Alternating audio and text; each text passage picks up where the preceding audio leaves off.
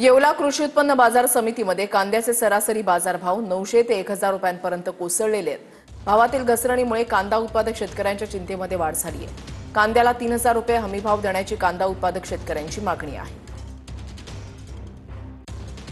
येवला कृषी उत्पन्न बाजार समितीमध्ये कांद्याचे बाजारभाव जे सरासरी तर 1000 रुपयांच्या जवळपास आल्यामुळे कांदा उत्पादक शेतकऱ्यांचे जे तर चिंतेत वाढ झालेली आहे।